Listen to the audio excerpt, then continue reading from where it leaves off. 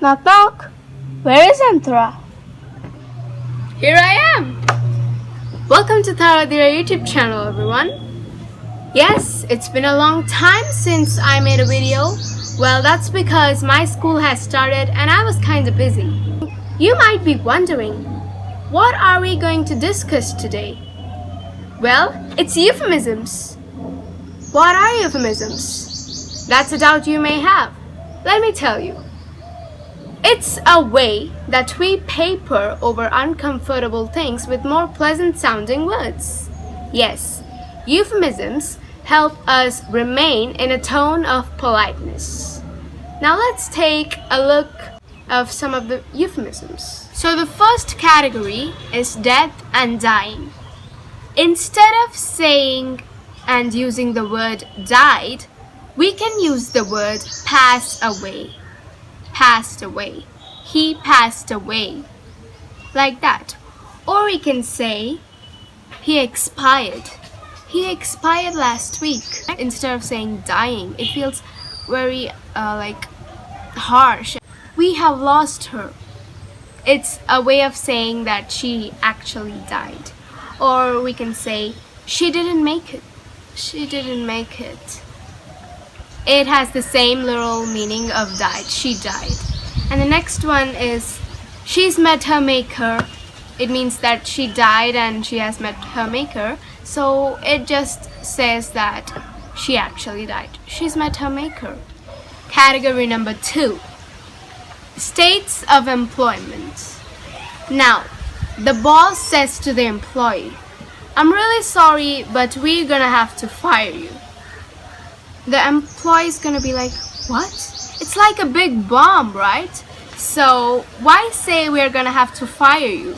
But that boss, she can say like this, "I'm so sorry to say this to you, but we're gonna have to let you go."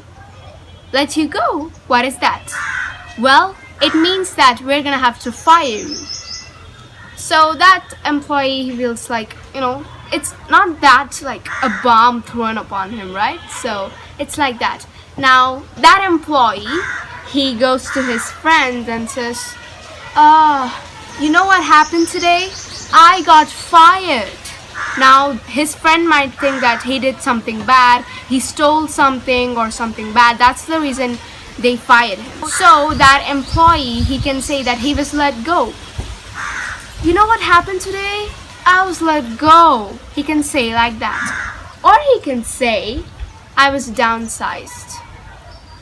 You know what? I was downsized today. It has the same literal meaning of fired.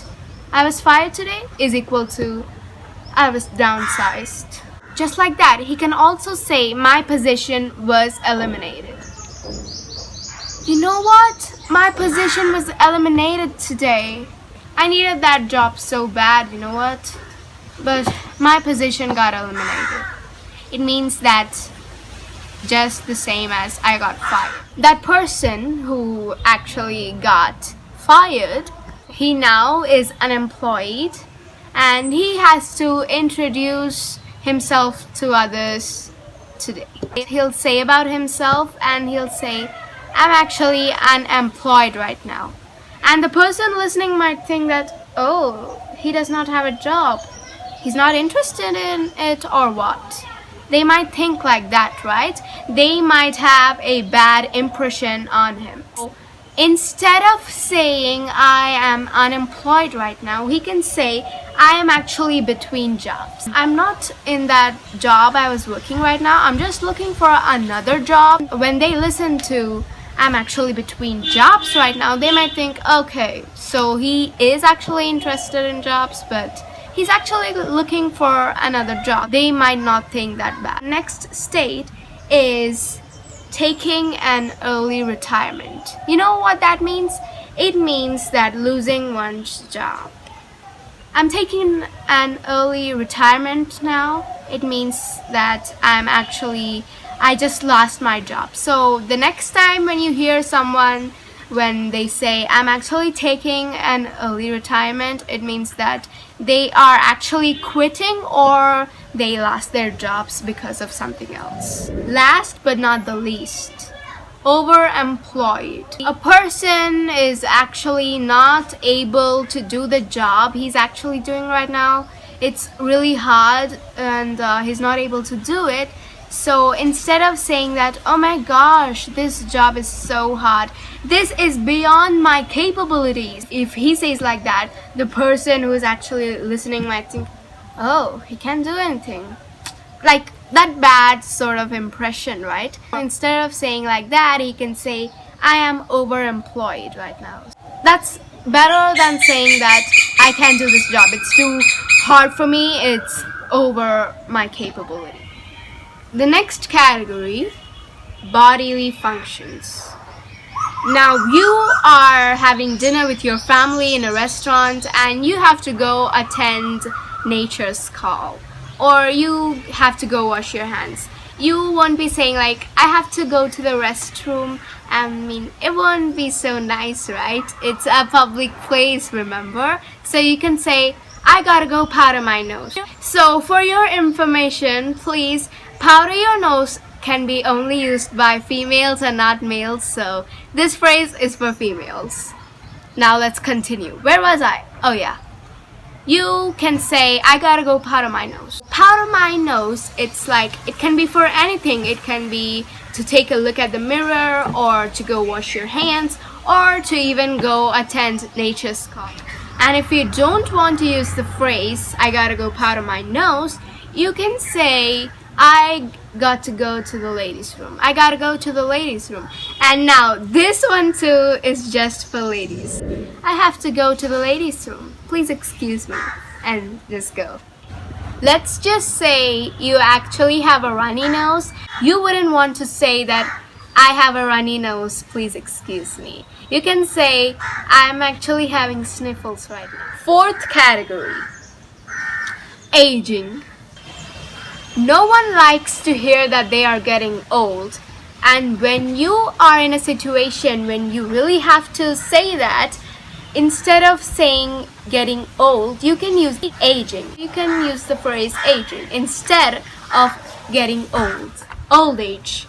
So I want to tell that my grandfather is actually in his old age right now. Instead of saying like that, I can use the phrase that my grandfather is in his golden years right now. So Kate is old. Why say like that, huh? Instead of saying old, I can say Kate is an experienced person. Else, I can also say Kate is a seasoned person. Experienced and seasoned mean the same as old. Now, old people. Why say old people, huh? We can say senior citizen. He is a senior citizen. Moving forward to the fifth category, we have characteristics, attributes, and behaviors. Number 1, large. He is very large. Why say like that? It's like a bit, feels so harsh, right? Instead of saying large, we can say big boned. He is big boned. Fat. When you want to tell about a person and he or she is fat, why say fat, huh? You can say chubby. Now chubby means nice, right? She's very chubby. Oh yeah, that sounds more good, right? Next one, petite. You know what that means, huh? Petite means short. So when you see a short person, why say he or she is short? You can say petite. That sounds more good. Dishonest. When you want to talk about a person who is dishonest, you don't need to say that he is a dishonest person. Now that doesn't seem so good, right? Instead of saying like that, you can also use this word, which is truth challenged. He is a truth challenged person. Bossy. So when it comes to bossy, we see people who are very bossy, always telling us to do something very bossy, right? And when you want to talk about a person like that, why say bossy? You can also say that they are outspoken. Jenna is an outspoken person. Yes, that's better, right? last but not the least category of life's circumstances of life. Let me tell you a few euphemisms of life. The first one is jail or prison. And you're talking to a friend about something which happened, a person who was actually sent to jail a few days ago, and instead of saying that the cops had to take him to the jail, you can say that the cops came and they had to take him to the correctional facility. Sick or ill. When you are meeting your friend and you say that, oh, I'm feeling sick today, and that person will be like, wait, you're sick? Oh, he or she has that feeling, right? So instead of saying sick or ill, you can use that under the weather. You'll say, I'm feeling a little bit under the weather today. I'm feeling under the weather today. Not there. When someone comes to your house asking for another person and he or she is not here right now, instead of saying like, she's not here right now, you can say, she's unavailable right now. Next one, housewife. So when talking about housewives, that word itself, it does not seem very good, right? Why say housewife? You can say homemaker. Now, you have heard this a lot, right? Let me give you a few more other examples. Homemaker, or you can say family manager. Family manager. My mom is a family manager. Else, you can also say a home engineer. My mom is a home engineer. And you can also say, my mom is the woman of the house. Now, it means the same as the housewife.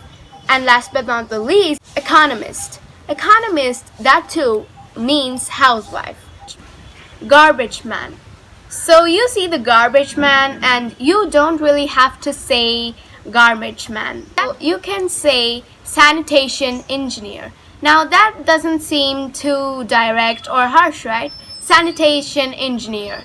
You just had a look at the few of many euphemisms, and I felt really good about making this video, and I really hope you liked it. If you did, don't forget to give this video a huge thumbs up, subscribe, and comment down below which euphemism was your favorite. Also, don't forget to share this video and help everyone speak better English. I appreciate you watching, and I'll see you in the next video. Bye-bye.